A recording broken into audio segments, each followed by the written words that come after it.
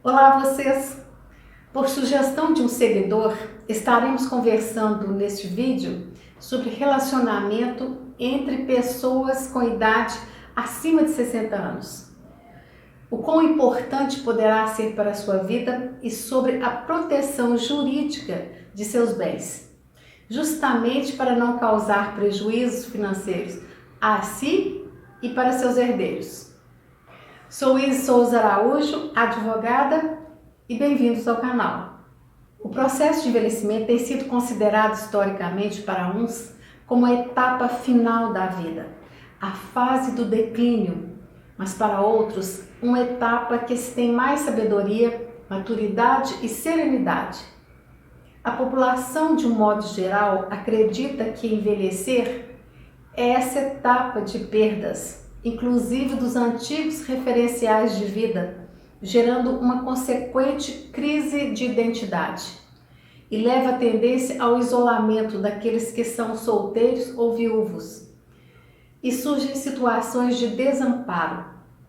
Mas também são cada vez mais comuns relacionamentos amorosos entre idosos ou quando ao menos uma das partes possui idade acima de 60 anos. Idade que o Estatuto do Idoso define como sendo idoso.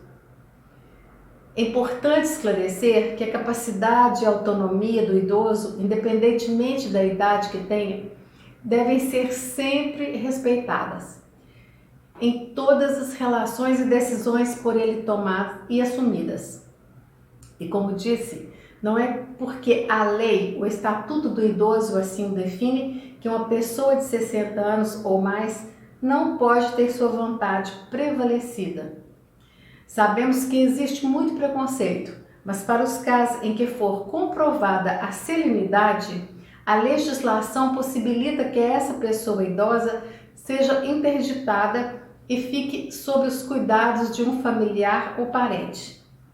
Mas quando o idoso está física e emocionalmente bem e se sente em pleno vigor, ocorrem relacionamentos amorosos nessa fase da vida.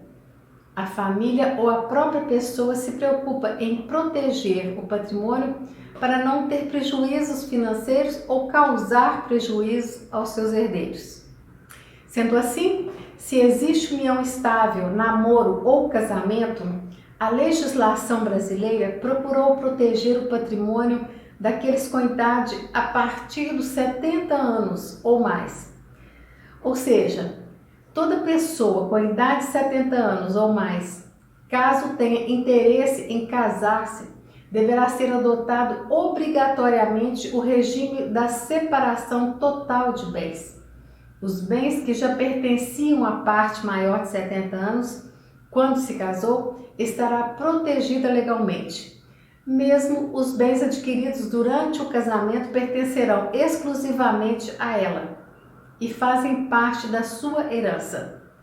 Contudo, existem situações também em que alguns idosos passaram anos de suas vidas juntos a outras pessoas, em união estável. Chegando já na idade mais elevada, se casam para oficializar essa união. Nessas situações específicas e devidamente comprovada, a Justiça brasileira, o Superior Tribunal de Justiça, já entendeu que o regime de separação obrigatória de bens será dispensado, justamente para não estimular a permanência na relação informal e a penalização da outra parte, quando muitas vezes o patrimônio foi adquirido como esforço comum. Nessas situações concretas, não haverá a obrigatoriedade da separação dos bens. Também há a possibilidade do idoso acima de 70 anos, quando pretende se casar e possui herdeiros necessários, filhos e netos, mas preocupado com a proteção financeira da esposa, poderá fazer um testamento, deixando registrado parte de seus bens a seu cônjuge, desde que respeitados os 50% da herança do seu patrimônio que será destinado aos filhos. Mas como disse, o importante é respeitar a decisão da pessoa idosa. principalmente quando essa pretender um relacionamento amoroso. Velhice não é sinônimo de isolamento. Estudos em todo o mundo apontam uma forte associação entre a solidão, que compromete o equilíbrio afetivo dos idosos, e a incidência de doenças crônicas.